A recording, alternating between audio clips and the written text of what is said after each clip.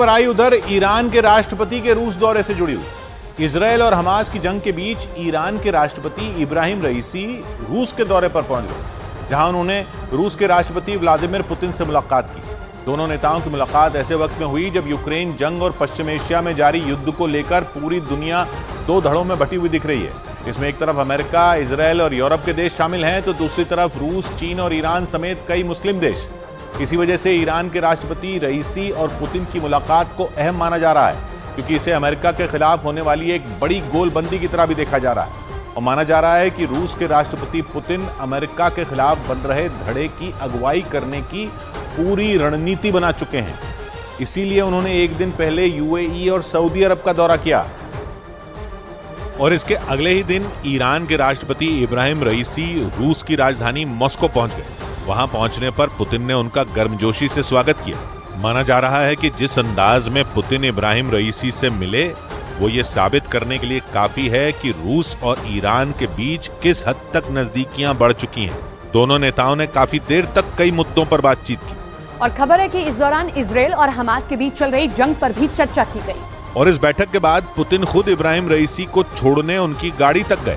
यानी रूस ने ईरान से अपने रिश्ते और मजबूत करने में कोई कसर नहीं छोड़ी। माना जा रहा है कि दोनों देशों की ये जुगलबंदी पश्चिम एशिया में अमेरिका के लिए बड़े खतरे की घंटी साबित हो सकती है।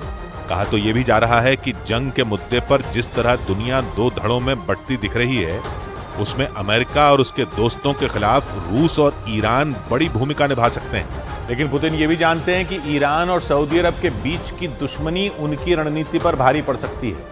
माना जा रहा है कि इसीलिए पुतिन ने सऊदी अरब के प्रिंस और ईरान के राष्ट्रपति से अलग अलग मुलाकात की।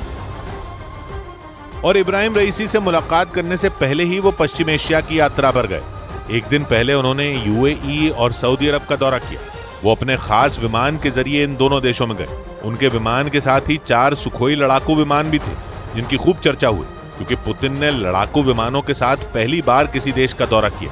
माना जा रहा है कि पुतिन ने अमेरिका के खिलाफ जिस धड़े को मजबूत करने की रणनीति बनाई है, उसमें ईरान और सऊदी अरब को साथ लाने का भी प्लान है, क्योंकि इन दोनों देशों के बीच लंबे वक्त से दुश्मनी है। और ईरान जहां शिया बहुल देश है, तो सऊदी अरब में सुन्नी मुसलमानों की आबादी ज्यादा है। इन दोनों देशों में पिछले महीने भी एक राय नहीं बन पाई थी, जब तमाम मुस्लिम देश इजरायल और हमास की जंग के मुद्दे पर एक मंच पर जुटे थे।